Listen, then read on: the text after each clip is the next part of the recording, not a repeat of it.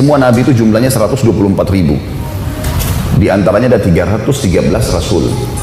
124.000 nabi, di antaranya 313 rasul. Apa bedanya nabi sama rasul? Nabi itu seseorang yang Allah utus hanya menyampaikan kepada kaumnya apa yang disampaikan oleh nabi dan rasul sebelumnya. Tidak bawa syariat baru. Seperti Yusuf alaihissalam. Yusuf itu bukan rasul. Beliau datang hanya menyampaikan kaumnya apa yang disampaikan oleh ayahnya Yakub. Tidak ada syariat baru. Ingat ya yang diajarin ayah saya Yakub ya. Syariatnya begini, syariatnya begini, syariatnya begini. Ini halalnya, ini haramnya. Kalau rasul, seseorang yang Allah utus membawa syariat baru, menghapus syariat sebelumnya. Musa misalnya alaihissalam, rasul. Isa, rasul. Muhammad, rasul alaihi wassalam. Cuma bedanya, nabi-nabi dan rasul sebelum Nabi Muhammad SAW itu diutus khusus untuk kaumnya saja. Beda dengan Nabi Muhammad SAW karena diutus untuk seluruh alam semesta. Jadi sebelum Nabi Muhammad SAW, teman-teman sekalian, para nabi dan rasul bisa hidup sezaman tapi beda lokasi. Dan setiap kaum di lokasi tertentu yang sudah ada nabinya, udah cukup imani itu saja. Maksudnya jalankan syariat itu. Contoh misal, Nabi Musa alaihissalam itu sezaman dengan Nabi Shu'aib.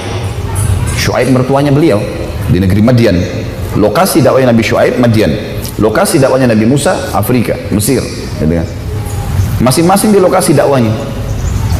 Nabi Musa sezaman juga, di zaman yang sama ada Nabi Khidir di wilayah Asianya Turki. Orang-orang di wilayah Turki ini cukup imani Nabi Khidir. Maksudnya menjalankan syariat Nabi Khidir. Yang di Afrika syariat Nabi Musa, yang di Madian syariat Nabi Shu'aib. Tapi harus yakin, oh di sana ada Musa, oh di sana ada Shu'aib, oh di sana ada Khidir, nggak boleh dipungkirin. Harus diakui semua. Nabi Isa sezaman dengan sepupunya sendiri, Nabi Yahya. Ada pamannya, Nabi Zakaria. Sezaman semua ini, gitu kan?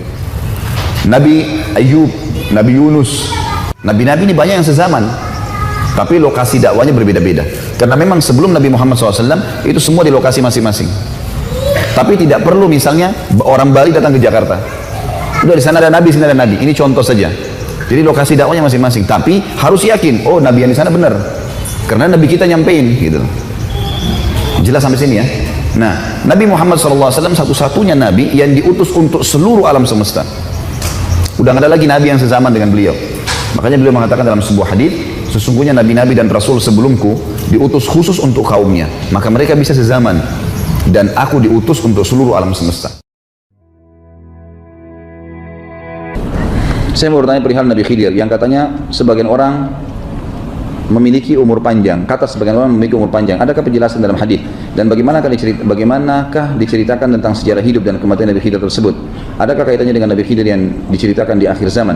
Kalau yang disebutkan dalam hadis, dan saya kebetulan pernah menjadi bukan tim editing ya, saya kebetulan setelah ya bisa dikatakan masuk dalam tim edit buku-buku hadis berhubungan dengan masalah kasus Nabi Musa dan Nabi Khidir alaihissalam. Yang satu buku yang diterbitkan dan sudah disebutkan dalam bahasa Indonesia. Kebetulan ada salah seorang ikhwah di Libya kalau nggak salah, dia menerjemahkan, kemudian saya yang mengeditnya. Pada saat saya mengedit, saya sempat membaca banyak sekali hadis berhubungan dengan Nabi Khidir dan Nabi Musa alaihissalam, tapi memang yang sampai kepada kita, Allahu a'lam, dinukil dari hadis-hadis, memang hanya pertemuan Musa sama Khidir saja.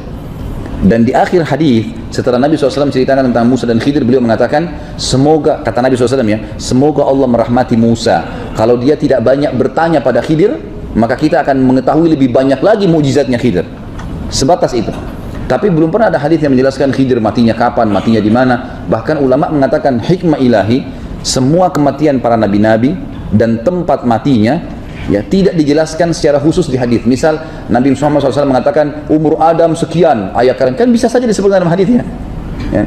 Yang disebutkan cuma postur tubuhnya, karena hari kiamat kita akan bangkit seperti postur tubuh ayah kita Adam. Tapi nggak pernah disebutkan kadar umurnya, matinya di daerah mana, gitu kan? Semua nabi-nabi loh ya. Dan kata para ulama, hikmahnya hanya kuburan Nabi Muhammad SAW yang sekarang jelas diketahui di situ kuburan Nabi, untuk membuktikan memang Nabi ini saja yang kalian ikutin. Gitu. Ada sebuah riwayat dikatakan seorang sahabat bertanya, ya Rasulullah, di mana kuburannya Musa? Apa kata Nabi SAW? Di sebuah gunung di Palestina yang kalau dari atas gunung itu dilempar batu, kadar kekuatan seseorang melempar batu. Gunungnya nggak disebutin, di ini dilempar kadar batu kemana? Nggak jelas. Maka berarti Nabi SAW memang tidak menyuruh kita khusus mencari kuburan para nabi-nabi, mendatanginya. Udah cukup kita tahu iman dari risalah mereka. Kuburan yang sampai sekarang jelas kuburan Nabi adalah kuburan Nabi Muhammad alaihi salatu wassalam.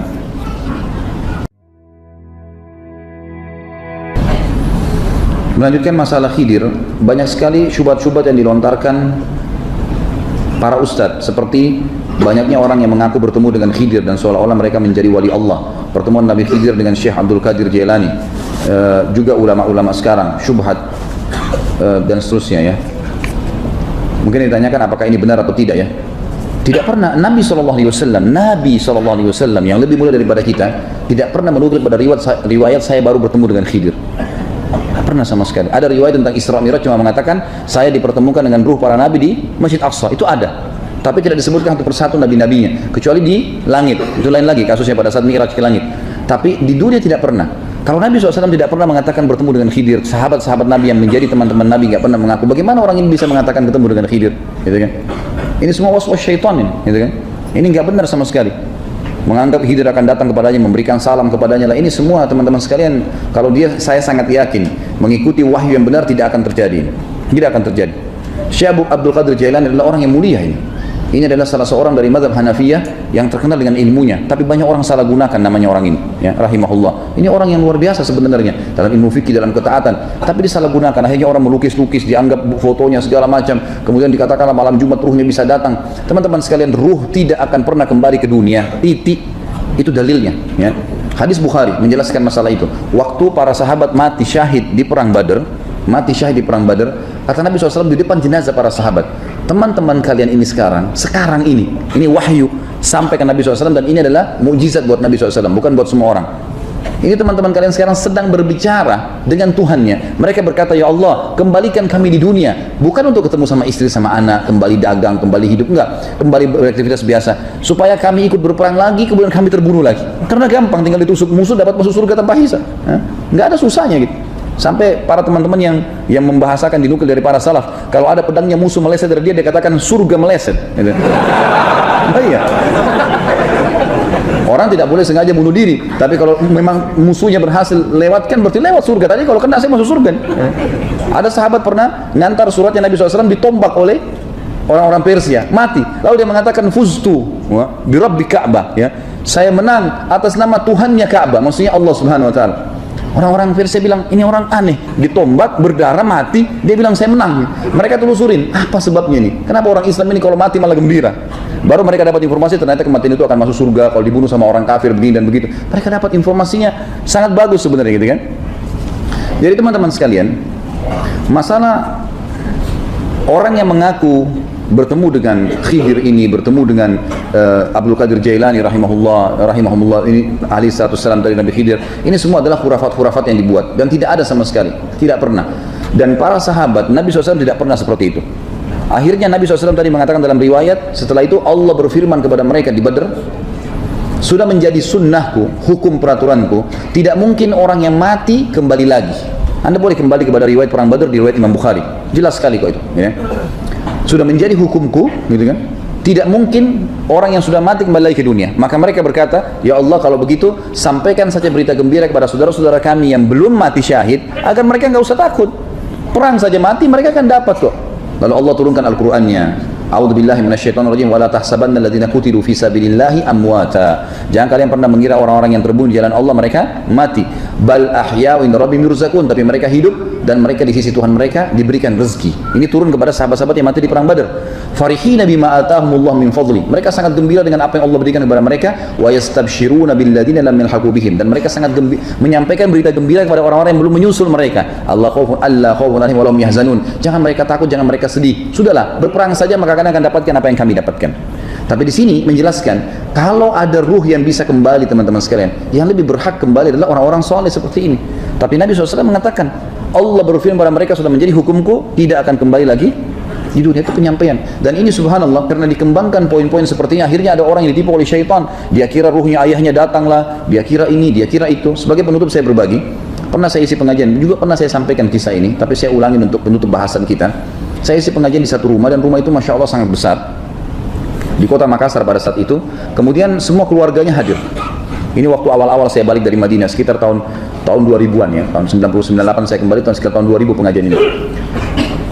Kemudian semua hadir di pengajian, tiba-tiba ada satu anak perempuan lewat di dekat kolam renang agak jauh.